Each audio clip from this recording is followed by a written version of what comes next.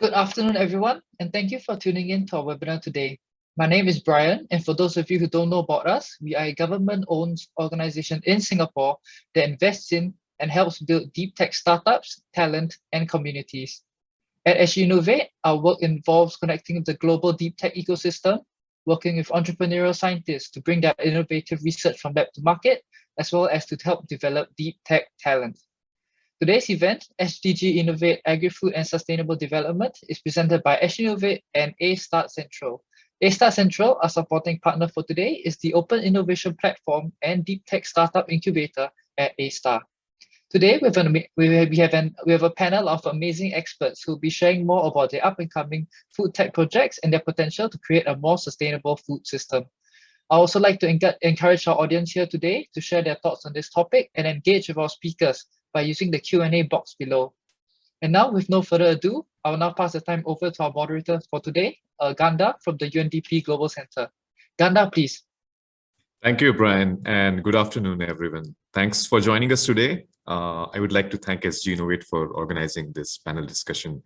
My name is Gandhar Desai. I work as an analyst with the United Nations Development Programme, or UNDP, at our Global Center for Technology, Innovation and Sustainable Development here in Singapore. UNDP is the United Nations Global Development Network. We are on the ground in some 170 countries and territories around the world, supporting their own solutions to development challenges, developing national and local capacities that will help countries achieve the Sustainable Development Goals, SDGs. The United Nations Development Programme's Global Center in Singapore is a partnership between UNDP and the government of Singapore, which aims to identify and co-create technological solutions for sustainable development. It is also a platform to showcase innovations and successful partnerships, leveraging Singapore as a living laboratory for global sustainability solutions. Coming to our topic for discussion today, agriculture. It's indivisibly linked to the lives and livelihoods of billions across the globe. Looking at agriculture as a system, from production and processing to distribution and consumption, we are faced with many interconnected and complex sustainability challenges. These include poverty among farmers, falling nutritional quality of our diets, gender inequalities in agriculture, including in access to technology, knowledge, capital, and other resources, deforestation, the impacts of agriculture on the environment, biodiversity, and climate, and now the increasingly severe consequences of climate change on agriculture. In fact, agri-food systems have a critical role to play in achieving all the 17 Sustainable Development Goals. Technology is increasingly playing an enabling role in helping us address these diverse challenges. According to the recently launched investment report by AgFunder, venture capital funding in agri-tech and food tech startups reached an all-time high of nearly $52 billion last year, an incredible 85% increase over the previous year. This includes diverse areas of innovation, from alternative protein to the growing use of digital technologies at all stages of the agriculture and food value chains. To discuss the landscape of innovation in agri-tech and food tech, we have an excellent panel with us today, and it's an all-women panel of speakers who are experts in their domains, leaders in the industry, and inspiring agri-food professionals. I am delighted to introduce to you our speakers for today. Dr. Aparna Venkatesh is the Collaboration Innovation Lead at Buehler for the Southeast Asia and Oceania region. Xini Lim is the Executive Director for Sustainability and Agricultural Impact at Pinduoduo. And Geraldine Go is a Director in the Enterprise Development Group at Temasek and the Chief Revenue Officer of Clyde, a Temasek subsidiary. Thank you all for joining us today and welcome to the discussion. Before we begin our conversation, members of our audience, I invite you to use the Q&A function on Zoom to pose questions to our speakers. Please indicate in your question if you would like it to be answered by a particular speaker, and we will take them along as we progress through our discussion. Aparna, let's start with you. Yes. Alternative protein, including plant-based meat, has been receiving a lot of attention in the last few years. Could you please paint for us a picture of what innovation looks like in plant-based protein sector, speaking about the various techniques, technologies, and also the key actors involved? Over to you. Absolutely.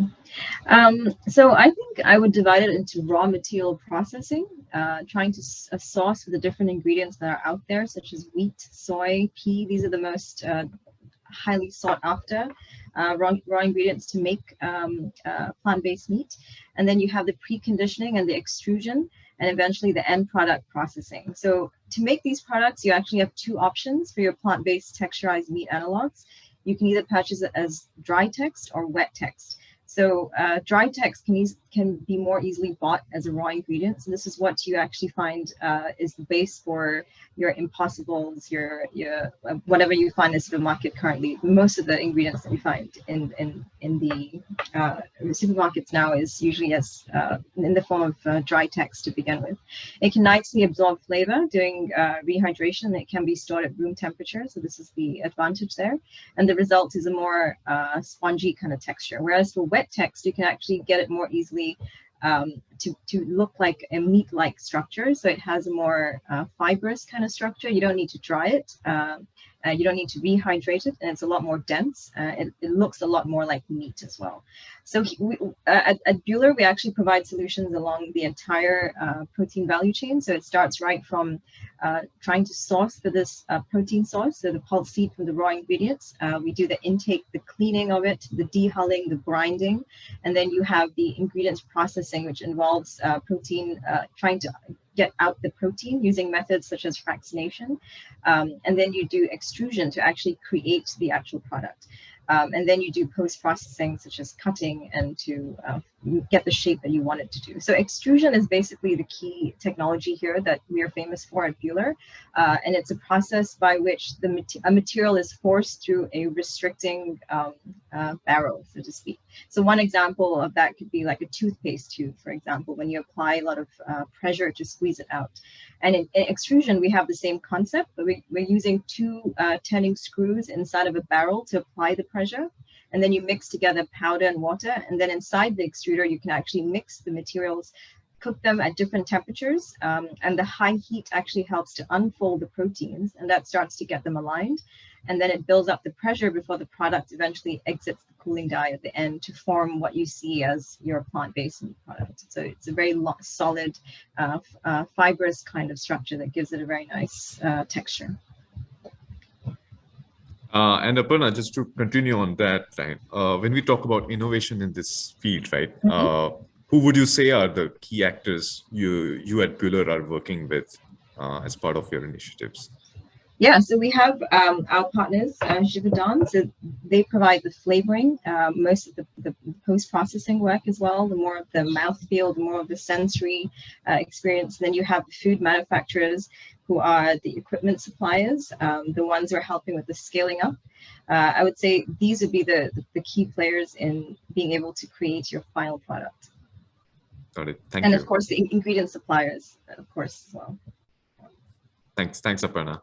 Now coming to the agri-tech side, Sini, to you. Agriculture is currently undergoing what I call a digital revolution, and perhaps the most significant transformation of the sector since the Green Revolution in the last century.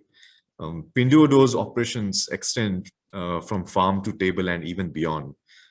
Could you please give us a glimpse into how various digital technologies are addressing sustainability challenges at different links of the agriculture value chain? Sure, thanks, Ganda.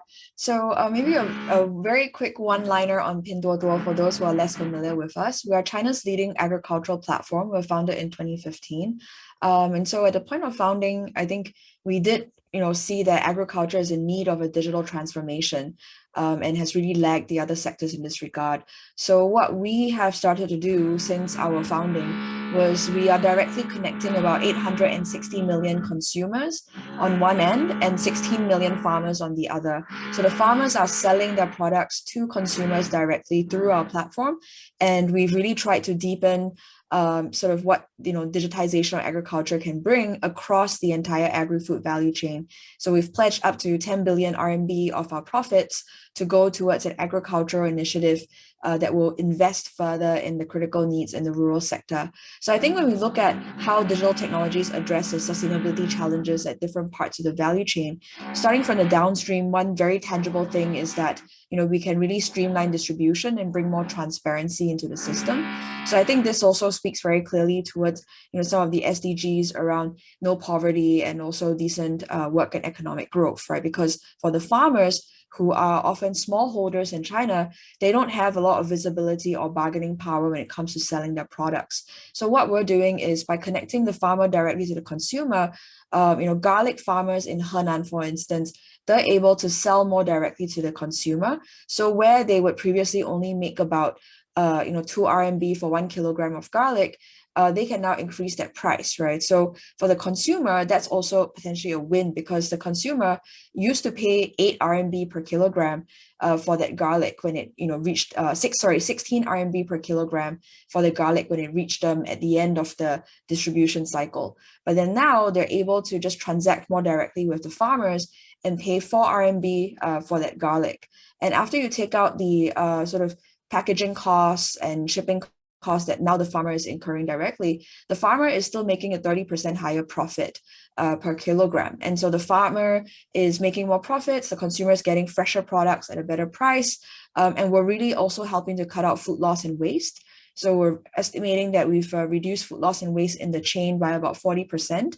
And I think midstream is really where we see a lot of opportunity to push further as well. Because if we can digitize the supply and demand dynamics, we're better able to help map and improve the utilization rate and create a logistics system that is more suitable for the transportation of fresh produce. And again, get rid of unnecessary transportation, reducing the climate impact and the emission footprint that's coming from our food systems. And lastly, I think on the upstream side of things, obviously digital technologies have a huge role to play, right, in terms of, again, giving the farmer better insight into what's happening on the farm and being able to remotely control the inputs that they're putting in as well, whether it's through drone spraying or through drip irrigation, which are some of the technologies that we've introduced through our Toto Farm program. And we've also worked together with agronomists to provide more training on the upstream skills to these farmers. Thanks, Ginny. That's so many diverse areas where digital technologies are touching the agriculture sector. I will come back to you on the digital front part, but coming to Jerry and back to the food tech space. Temasek recently launched the Asia Sustainable Foods platform to help accelerate the growth of sustainable foods, which are seeing a lot of interest, particularly in Asia. Could you please speak about the platform and the key trends, the key food tech industry trends, which were kind of a motivation behind starting this initiative? Sure, thanks very much, Kanda, and good afternoon, everyone. As many of you will know, Temasek is a global investment firm headquartered in Singapore, and Temasek has been actively investing in the area of agri-food across the entire value chain. In fact, since 2013, Temasek has invested over $8 billion in the global farm-to-fork value chain. Now, we know that food is very important, but food is also a large, it takes up a lot of resources, whether it's water, manpower, and also emits GHG in the process of production of food. And therefore, in line with the high climate ambition agenda for net zero emissions by 2050, Temasek is committed to invest in climate-aligned opportunities, which we believe that by doing so will give us more sustainable returns in the long run. So some of the areas that Temasek has been investing in will include areas that Cindy touched on earlier, digitalizing of the agri-food value chain, reducing food waste across food production, addressing resource scarcity, encouraging decarbonization, and last but not least, scaling up alternative protein. And precisely on this point of scaling up alternative protein, this is where we have decided to take it one step further. Not only will we continue to invest in innovative companies, we have decided that we will also build capabilities that these companies will need as they look to commercialize their technologies and solutions so that we can bring sustainable food solutions to the Asia market at scale. And this is how the Asia Sustainable Foods platform was launched in November 2021. The legal entity name is Clyde, and that's how I've been introduced in this session. And I've recently joined the Asia Sustainable Foods Platform as the Chief Revenue Officer. Now, the platform aims to be an end-to-end partner for any food tech company wanting to enter the Asia market. And we play 3 roles. The first role is as an enabler by providing R&D advisory and pilot scale manufacturing facilities to support these food techs as they accelerate their product development. And to that end, we are building a food tech innovation center in Singapore in collaboration with A-STAR, with the Singapore Institute of Food and Biotechnology Innovation, to provide these capabilities to food techs. The second role is as an operator, where we will be providing contract manufacturing services in order to help companies manufacture their products at scale and to feed the population in Asia. And the third role is as an investor, providing catalytic capital to companies and technologies that will drive resilience and efficiency in the food supply chain in Asia. So as you can see, the role of the Asia Sustainable Foods Platform really is to follow the innovation from throughout its life cycle as companies think about product development to pilot scale, to contract manufacturing, to go to market, to support them and accelerate bringing these solutions to the Asia market. Thank you, Jerry.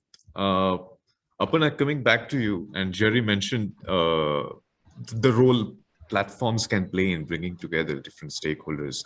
At Buehler, you have started a partnership with Givaudan, global leaders in flavors manufacturing, to establish a protein innovation center here in Singapore. Could you share more about this initiative? Absolutely, and I just want to add on to what Jerry was saying, that this kind of facility would have only been made possible because of the support that we got from the government.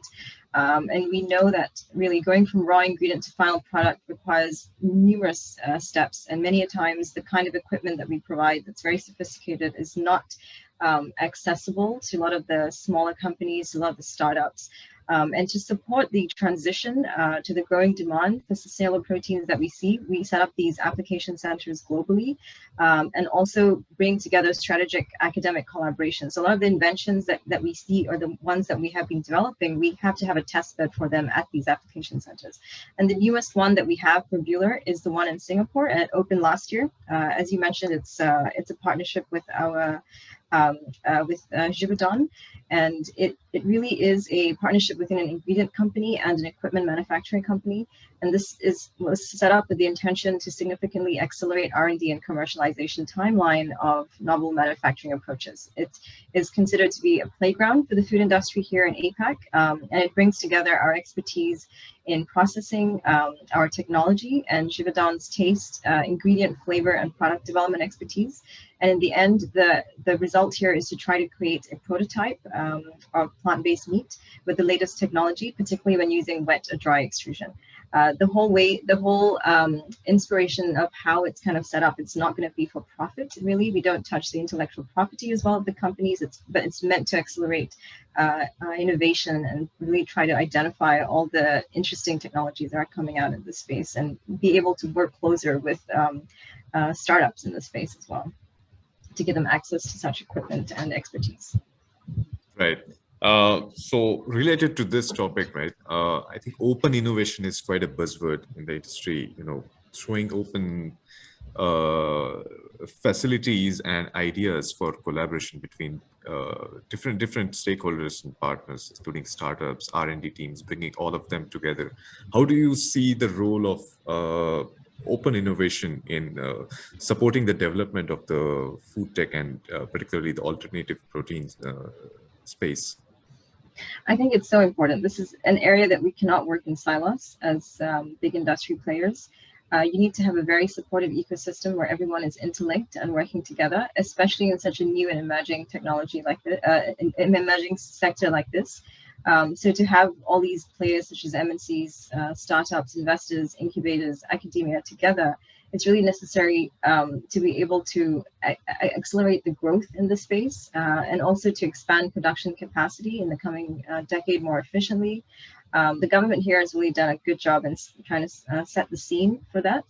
And it also encourages the building of a talent pipeline, because this is also going to be very important in the future to train locals, for the future job market that we see opening up in this area. Thanks, Aparna. Jerry, coming back to you, you mentioned the Food Technology Innovation Center as part of the Sustainable Foods platform. Could you also share more about a few of the frontier technologies you are working with as part of the center? Absolutely. So in the Food Tech Innovation Center, we are starting with 2 technology areas. The first is high moisture extrusion, or as Aparna calls it, the wet tex. And this is really, I wouldn't belabor the point, but really a technology that will allow us to better mimic the texture of meat. I think at the end of the day, consumers want good tasting food, but we also eat with our eyes. And it's got to start to look like a piece of meat. The second technology area that we will be focusing on in the Food Tech Innovation Center is precision fermentation. This is a process where we use microorganisms as cell factories to produce proteins, whether it's milk proteins or egg proteins, etc. Oftentimes, these microorganisms are genetically designed to express exactly the chosen product that we are looking for. And it therefore makes it a very efficient process. So the manufacturing process, so to speak, is where you put these microorganisms into fermentation tanks and feed them with feedstocks like sugars. And then the manufacturing process is very similar to the production of beer, for example, right? But we're very excited about the potential of precision fermentation as a technology, because we do think that it could be a very efficient process. Going forward in the future, the Food Tech Innovation Center is on the lookout of other technologies that we should be looking into. Many of you would have heard about cellular agriculture or cultivated meat. We are similarly very excited about this process where animal cells could be grown or cultivated into meat or fats or other ingredients without the need to kill animals. And this is an area that, again, we think could enhance the taste of the end products. And again, I have to emphasize, taste is king. We know that many people concerned about animal cruelty, and perhaps cultivated meat is a way that allows us to continue to enjoy meat without being exposed to the other issues with animal husbandry. Thank you, Jerry. Shini, coming to you. Pinduoduo is a leading e-commerce platform, but you mentioned using technology at upstream as well. Can you share more on how you're supporting technology R&D and its implementation at the production stage using various emerging technologies? Particularly, you have been working on a smart agriculture competition. Could you share more about this initiative, some of its results, and some of your learnings at Pinduoduo through this initiative? Certainly, and I think I would echo what Jerry and Aparna had said earlier about the importance of collaboration, right? So I think for us, the smart agriculture competition that you mentioned is an example of how we're trying to also contribute to the ecosystem and bring sort of the technology providers closer to the farming community. So we believe that with the whole agricultural sector becoming more vibrant, that's the path for us to also become better as a platform. So the Smart Agriculture Competition is a competition that we organize annually. We started in 2020 with the support from FAO as well as China Agricultural University. And we have teams from top universities and research institutes around the world all coming to try and apply some of the technical solutions that they have been working on using AI, machine learning, and IoT to try and improve the productivity of farmers. So in the first edition, we challenged 4 AI teams who went head to head versus 4 traditional farmer teams to grow strawberries in smart greenhouses. And so at the end of the competition, we saw that the AI teams, they were operating remotely. They were just sort of, taking into account the inputs, like how the crop is performing, and then tweaking, their crop model and making adjustments on the fly. And at the end of it all, they were able to produce almost 3 times as much strawberries by yield and use significantly less water and labor compared to the traditional farmers. And what was very heartening for us was that the farmers themselves, before the competition even ended, a few of them got in touch with two of the four AI teams and started to work with them on commercializing it in their hometowns. So now the teams are working with over 100 strawberry farmer households to actually, improve their crop model, get more data points, while at the same time giving the farmers a taste of, what sort of a more precise crop management model is able to deliver in terms of productivity gains. And I think in the second edition, what we're trying to prove is how technology is not only able to improve yield, it's also able to improve quality while doing so with respect to environmental sustainability. So this year's competition is growing tomatoes, and they will be judging, the AI teams will be judged based on the quality aspects of the tomatoes, whether it's the taste, the nutritional value, and we'll also assess it against the environmental footprint. And in sort of relation to that as well, we are working with research teams across the world. One of them in Wageningen University on tomato growing as well, to see what are some of the other interventions that perhaps a farmer might be able to use to improve the taste as well as potentially the shelf life of tomatoes. So I think all this goes back to sort of trying to tackle productivity issues at the upstream, and then also ensuring that there's reduced food loss and waste on the downstream. That's very interesting, Shini. Could you also share, I'm very interested in knowing the farmers' feedback and all of this, since they are perhaps the most crucial stakeholder in all of this. How was their reception to being introduced to these high-tech technologies and solutions, and what kind of learnings Pinduoduo as a company could draw from this experience? Yeah, I think a big takeaway for us was that it actually is very much tied to dollars and cents for the farmers. I think they've heard of some of the technologies, right? So I think it's not a matter of ignorance. I think it's really a matter of just demonstrating to them that the technology is mature, is able to deliver a significant impact at the current level, and giving them a clear sense of, okay, so what are the additional outlay required? What are additional costs? And then what are the incremental benefits I can expect, and over what sort of a time horizon? So I think it was very powerful, particularly for the farmers who took part in the competition, when they looked at the adjacent greenhouse and saw that there's nobody in the greenhouse, but it's still growing crops in a greater quantity at a greater speed. And I think that really helped to swing them over and convince them. I think similarly, when we've introduced other technologies like drone spraying and drip irrigation to the farmers as well, it also was very important to show them, hey, at the end of this all, you're saving 15% of your fertilizer costs, you're saving 30% of your labor costs. So that is something that they can understand as kind of small business owners themselves. And then they can make the decision like, okay, I am actually sufficiently convinced I want to take on a loan, perhaps I want to invest further in this technology and bring it on into my farms. So I think it's actually very important for there to be more opportunities for farmers to be introduced to technologies in a I guess kind of risk-free way, right? They can see it for themselves, they can see how it works, they can ask the questions, they get connected to them.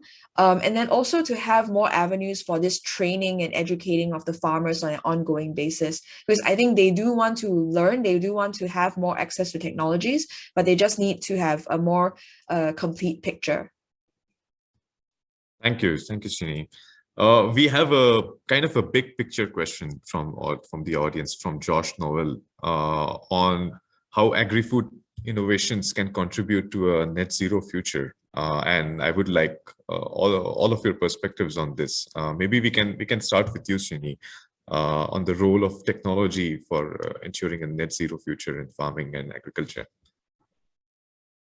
Certainly. So I think for net zero farming, or just overall the food systems, because our food systems in aggregate, they contribute about a third of global greenhouse gas emissions contributed by man.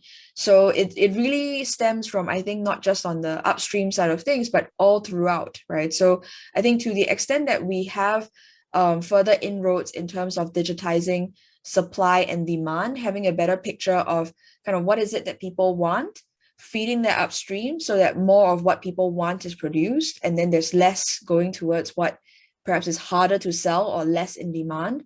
And then at the same time, ensuring that the midstream is better able to connect the dots, right? How do we, as a platform that is already dealing with $42 billion worth of agricultural product transactions in 2020, relay some of those insights to the partners that we're working with in the ecosystem, the logistics companies, the farmers, or potentially some of the wholesalers, and get everybody to synchronize more perfectly so that we're making better use of the existing capacity there is in the industry. And I think the role of innovators is also very important, because when we're thinking about the future of the food system, 10 years from now, it absolutely has to be the younger generation that has to be involved. So what are some of the things that would draw them, that would encourage them to make this part of their future, right? So I think it's also very tightly interwoven with the idea of, market access, which we provide on one hand, gives a lot more clarity and confidence when it comes to somebody who's trying to plan a business, and then also ensuring that more aspects of it are digitized, right? So that even if you're somebody who didn't study agronomy as a student, but you decided that you want to go into agriculture, there are tools that you can use to pick up the trade, if as it were, and there are ways in which you can constantly improve yourself, much like in any other industry that we deal with today in our modern economy. So I think a lot of these things have to work quite closely together to ensure that the wheel keeps turning, right? That there's more talent, there's more resources coming into the industry, and then that itself sort of takes it forward and helps to generate a more sustainable momentum. Thank you, Sini. I would like to pose the same question to you, Aparna, because agriculture overall contributes up to a quarter of all greenhouse gas emissions, and the majority share of it actually comes from the livestock sector. Yes. How is the food tech industry looking at this key sustainability challenge? I think one of the biggest contributors is feed production for animal feed. This is something that we hugely need to reduce. And as Ginny rightly pointed out, digitalization is going to be the way forward. And as a company, as an equipment manufacturer company, we're already doing a lot in the space to reduce our carbon emissions. Because if you look at the process flow that we have the raw materials, the manufacturing, and then the distribution eventually to businesses. So we're trying to cut our emissions along the entire chain, from the production to the cleaning steps, the equipment as well. So the machine layout, what kind of innovations can we come up with where you're improving increasing the machine size but reducing the machines, how we're upgrading the materials. Can we replace old equipment, for example? So you have gear transmission, for example, to belt transmission. How would you optimize air use, improving pipe layouts, or for example, power supplies as well? How do we ensure that motors are operating at more than 60% load, installing more efficient transformers? So these kind of technologies on the equipment side are really, we're seeing a huge impact there. But I think, yes, we definitely have a long way to go. And it makes a huge difference when large corporations are really putting a goal in place and working together to hit that goal. Thank you, Aparna. Jerry, the same question to you. If you could also share your perspective on the priority for achieving net zero and the role of technology in this. Sure, Ganda. I have two thoughts on this. First of all, I don't think there is a silver bullet towards achieving net zero. I think it will have to be a combination of many technologies. We have to look at it from multiple perspectives: digitalizing the agri-food value chain, reducing waste, addressing resource scarcity like water scarcity, encouraging decarbonization, and looking into new technologies like alternative protein. We need to try everything we can to work towards that goal. The second thought is that while we work on innovation in many different areas, to be able to make an impact and really make a dent towards this net zero target, we really need to scale up the technologies. We need the technologies to leave the labs, to leave pilot plants, to really go mass market and scale.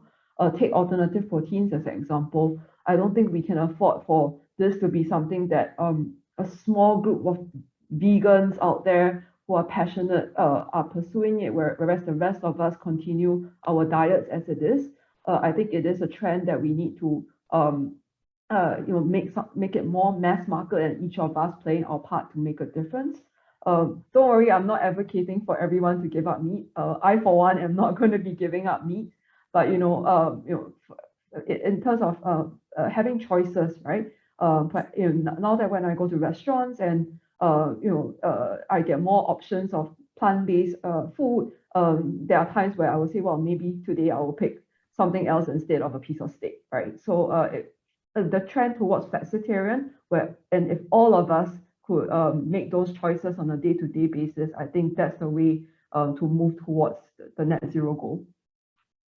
Thanks, Jerry. Continuing on this discussion, and speaking of dietary choices, right? There was a very interesting question in the Q&A on insect protein.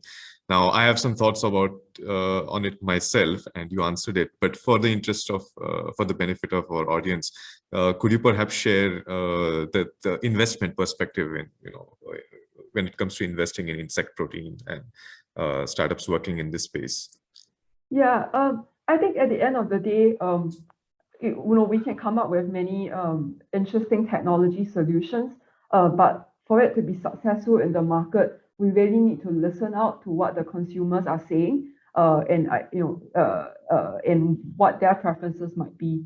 And there was also a question in the Q&A chat box asking about innovation. Are we looking at only innovation originating in Asia Pacific?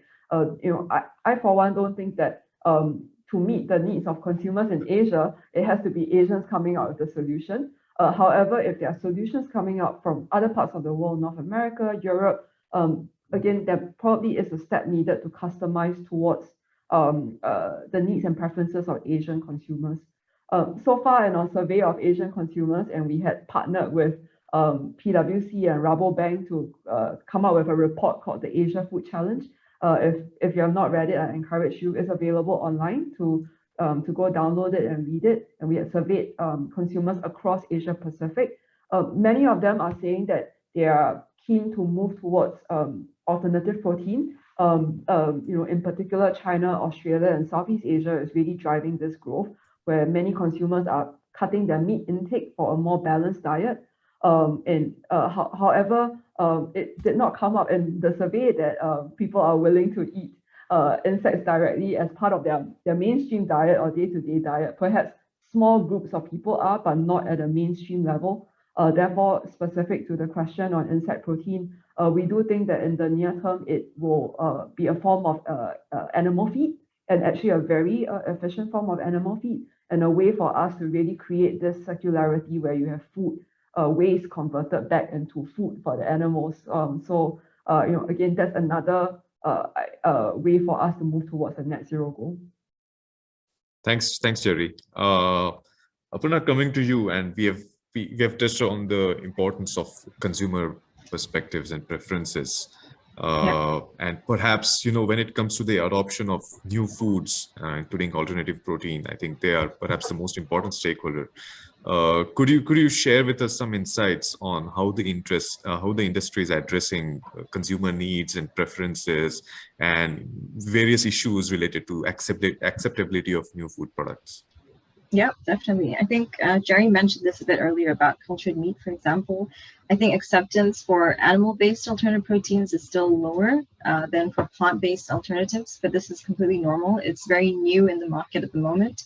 And I think the way forward for both plant-based and animal-based really would be to have more consumer studies done in terms of educating the public on the benefits, the nutritional qualities, how the product is made.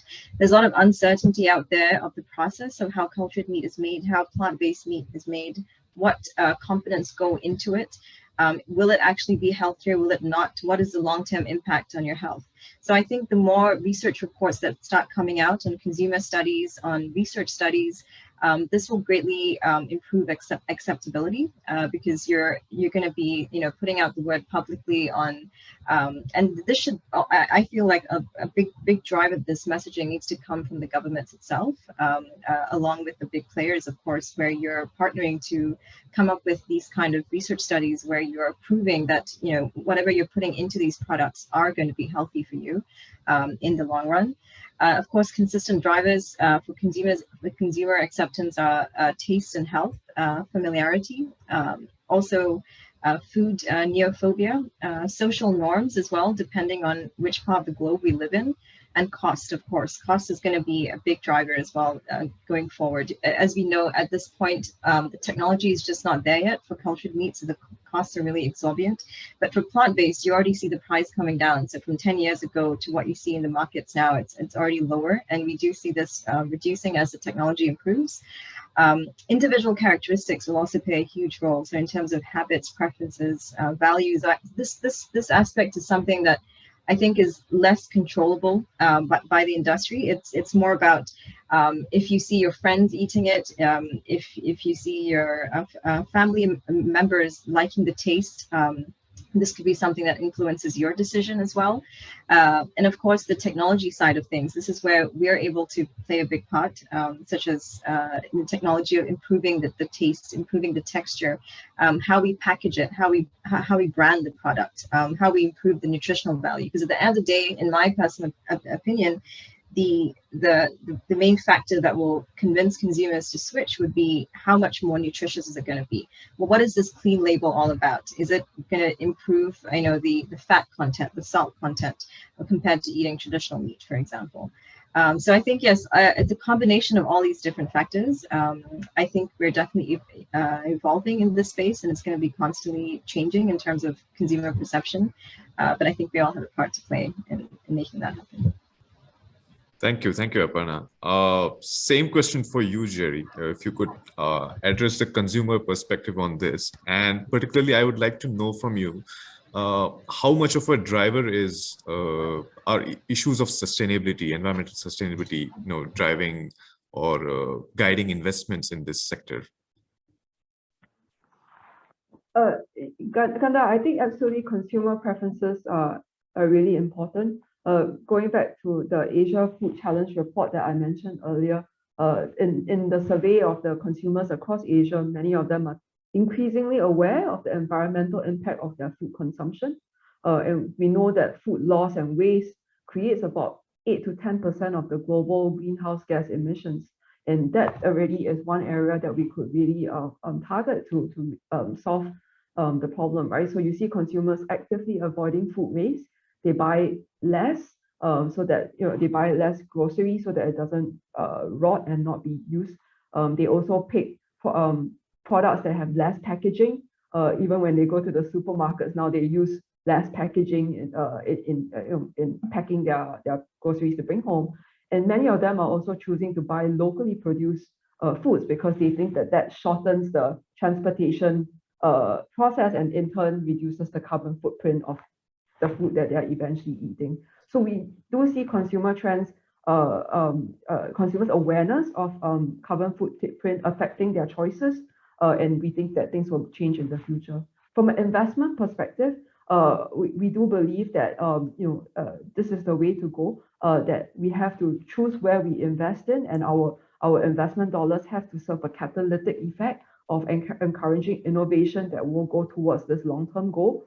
And we do feel that and we believe in that because we know that if we invest in climate aligned agenda, that in the long term we will be able to get more sustainable returns for our shareholders. Got it. Thank you. Thanks, Jerry. Sini, coming to you, there's a question from the audience from Liu Kun on would you share the most used disposable plastic product in urban farming? On that, but also I would like to hear from you on your perspective on the use of biodegradable plastics, given that you are a leading agriculture platform, e-commerce platform. What's your thinking on this? Since e-commerce and also, I mean, food is a big part of it, generates large amounts of plastic waste. Could you try to address that? Yeah, sure. So I would say in China still the bulk of the farming is still traditional, I guess, open field farming. So although there is a bit more of a shift towards controlled environment agriculture, it is still at a much lower penetration compared to other parts of the world, like in the US or in Europe. So for the open field farming part of it, we'll see a very meaningful piece of that plastic consumption is on the mulch.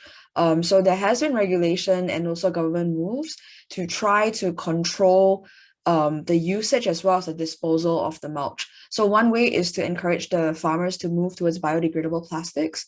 The other is to also set up systems for the collection of the used plastic mulch, so that it doesn't actually then sort of end up going into the waterways or get burned and then release toxic fumes. So there are systems underway to sort of I guess make the use of plastics more responsible in traditional farming, and then at least in sort of the urban farming or the greenhouse farming aspect, the use of plastics is actually quite significantly reduced. So in general, compared to the open field farming, we're already seeing very meaningful water savings, right? Usually uses about 95% of the water that it takes for open field farming. And you can also really cut down, I mean, you don't really need to use the plastic mulch when you're in a controlled environment, because you're then much better able to control the temperature as well as the moisture levels at the soil beds, right? Or whatever the composite it is that you're using on that level.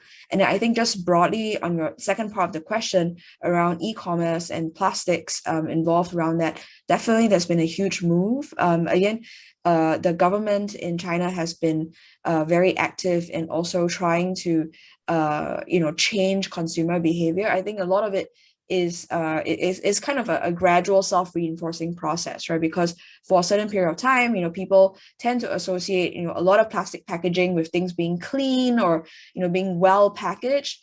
But then at the same time, you do also have to make people aware that these pieces of packaging do come with a certain amount of environmental costs. So when the government has now started to actually rule out single-use plastics, and then also encourage the use of more green plastics or to reduce the percentage of packaging overall, I think people are also shifting mentally to these norms that, like, okay, I'm still getting a good shopping experience, I'm still getting a good product, even if it's not with the same levels of plastic packaging that they're used to in the past. So the industry as a whole is also adjusting to that. I think I do see it as a gradual process, right, where the different parties kind of adjust their expectations accordingly, and then we sort of settle or move at least in a direction towards less packaging. And I think part of that is also when you put the onus on the consumer to separate the trash. So our company is headquartered in Shanghai, where there were very stringent sort of like trash separation rules. When you do have more of those steps involved, people do become more mindful of the amount of waste that is being generated. And I think that also helps to shift the consumer perception a little bit. Thank you, Shinny. So I would like to switch gears a bit. So Aparna mentioned the role of governments in this, and maybe Shinny, we can begin with you. Based on your experience in a big market like China, and given the various development challenges involved, what would you say is the role of governments in supporting the digitalization of agri-food systems, particularly from a developing country perspective? Yeah, I think the largest role is really sort of in terms of paving the way with the supporting infrastructure that's needed.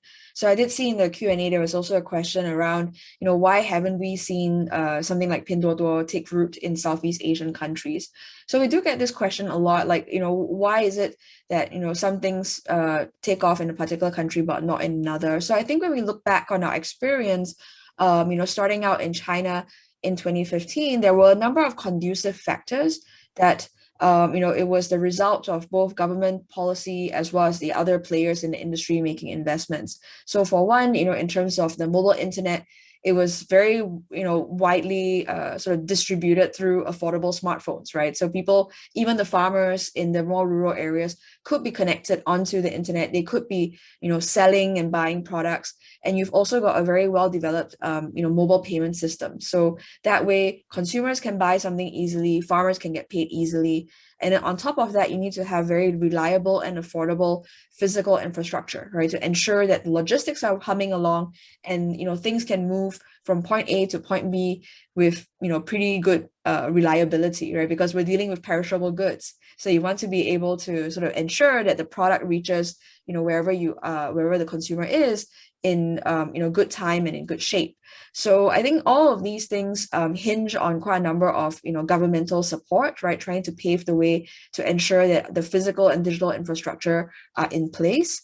And then on top of that, also encouraging the farmers themselves, right? So whether it's the local governments or the local agronomic institutes, they are also very supportive in terms of like working with us, working with farmers to upskill them so that the farmers themselves are also better equipped to adjust to selling online, because that's not necessarily a very straightforward progression for somebody who's used to farming all their lives. So you kind of need to have all of these different players come in to help accelerate that push towards digitization. Thank you. Aparna, I would like to pose the same question to you on the role of governments, and particularly here we see in Singapore, the government is playing an active role in shaping this sector. What are your thoughts on this? I think it's so important. As I mentioned earlier, I think in such new sectors like this, to start early is really important. And if regional industry stakeholders in the government eventually lead the way in creating this supportive environment, scaling up production capacity within their countries, driving down costs, I think the effects of these kind of efforts will be felt around the globe. It is super important to have investment in open access research and development, and as well as infrastructure. I think Shinyi said it just very well, that it's going to be very important to build up that supportive infrastructure, expanding capacity at existing facilities as well, because we touched upon how we're going to cut down carbon emissions as well. It's not about building, new production lines as well. You could also, look at your existing facilities. There are thousands of facilities that process various packaged foods, for example, using extrusion-related technologies. How can we repurpose this moving forward in various countries? This is something, if it's earmarked by the government, if you do road mapping, strategy planning, you're able to identify that and address it. Product equipment innovation. This is something that can be co-funded as well by the government to push this along through government grants. And I think the government here has done excellent work there in being able to release various grants that are tied up with the key industry players to be able to move this along. Partnerships, building on these kind of partnerships like what we have coming up at the FDIC, and as well as commercial partnerships between companies like Buehler and Givaudan. This will greatly accelerate the R&D as well and the commercialization timelines. And I think lastly, the long-term investments need to also come into play from the government in terms of capacity expansion, thinking about land resources as well. In Singapore, a country like Singapore, and I think many other countries are seeing this as well, when you have an increase in population density, you're going to be running out of space. And in a place like Singapore, particularly where we don't have that much land space as well, you need to start planning way in advance to understand how we can support this kind of sector going forward. Thank you, Aparna. Jerry, the same question to you, and to give some context to this on the role of regulation particularly. So Singapore became the first country in the world to authorize the sale of cultured meat. So how do you see the role of enabling regulations like these in supporting the industry, and perhaps what according to you are some of the learnings other countries in the region and beyond could draw from the Singapore experience? Yeah, Kanda, thanks for raising that. I think I can't stress the importance of governments and regulators being pro-innovation And I think Singapore has led by example here of really being open to new technologies like cultivated meat.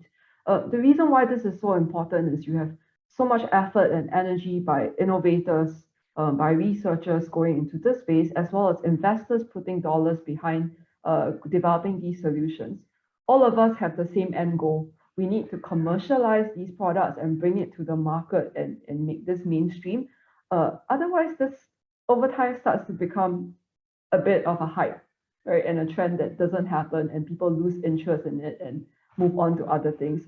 And regulation and regulatory approval therefore becomes an important enabler and opens the gate for commercialization. So I think it's important for governments to be ready to approve good technology to go to market.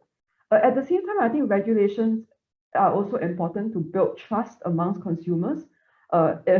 Imagine a world where there were no regulations and all technology solutions could go to the market. I think consumers will probably be quite worried about what they're eating in this case that we're talking about food. And this is where, again, a regulator like Singapore and the Singapore Food Agency making an effort to assess the technology and then giving its mark of approval is so important, because it sets a trust factor amongst the consumers and further supports the commercialization of these products. Singapore has always been associated with this trust factor, particularly when it comes to food safety. So I think this becomes a very nice environment where, with the regulatory support of the government, this is a sector that Singapore could really make a difference. Thanks, Jerry. So before moving on to the final segment, there is a specific question here for Aparna from Ravuram on the challenges for all proteins, especially fermented proteins, and how fermented versus plant proteins, how are they doing? Yeah, I think the biggest roadblock here is being able to have a consistent supply of raw ingredients at low prices. It's getting harder and harder to source. I think I saw an earlier question early on about this as well. In the growing market for plant-based meats, there are only currently a select group of ingredients that have emerged for both fermented sources and also for plant-based sources that are a leading source for essential macronutrients. And I think as the global market continues to grow, it will be essential to really understand what the future demand is and the availability for these ingredients, and to try to understand how we can try to identify new sources, really. And for this, we need to be doing a lot more research on the plant protein side to understand what more novel ingredients can come out of this industry. Do we focus also on mushrooms, for example, on the fermentation side? How is this going to be? How is it going to affect the extrusion process or the production process, for example? And will this improve efficiency as well? So I think the main point here is being able to ensure that continuous supply of the raw ingredients, because this is proving to be a challenge now with all the conflicts that are ongoing globally with the grain supply disruption as well. So this is a challenge that Kanda, I guess I'll add on to say that the innovation in precision fermentation or fermented products is maybe half a step behind plant-based products. If you look at the investment dollars going into the various subsegments, plant-based products has received a lot more of the investments in past 5 years or so. But the trend for precision fermentation or fermented products really started in the last 1 or 2 years. So I would say, give it a little bit of time, and who knows what kind of innovation could come out of this space. Also, I don't think it is about plant-based versus fermented products versus cultivated products. I do think that there is a room for blended or hybrid products. At the end of the day, it is about taste, texture, and nutrition, right? And we want to be open to technology avenues to get there. In fact, if you ask the consumers, they don't really mind how the product is made. They just want to make sure it tastes good, it's nutritious, and it's affordable. You guys, Indeed. Thanks, Jerry. So in the interest of time, we're almost towards the end, and there's still a few questions we haven't been, unfortunately, haven't been able to address. But in closing this session, I would like to invite our speakers to share what different kinds of collaborations and partnership opportunities you are seeking through your initiatives. If you could be very brief in your remarks. Jerry, why don't we start with you? As part of the sustainable foods platform, what kind of partnerships are you seeking? Sure, Kanda. I think the Asia Sustainable Foods platform really aims to be an end-to-end partner to food techs. So if you are a food tech out there working on solutions in the alternative protein space, we want to talk to you, want to see how we can support you.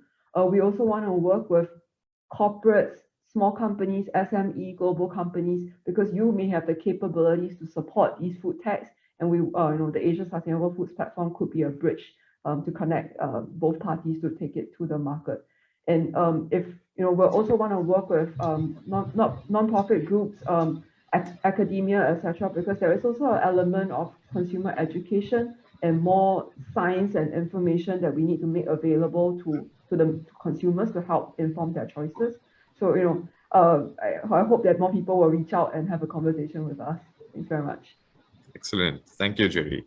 Same question for you, Aparna. What kind of collaborations? Yeah, I think for Bueller, it would be more of if you have a product that you need optimizing, that you need help scaling up, especially in the plant-based meat sector, we're there to help.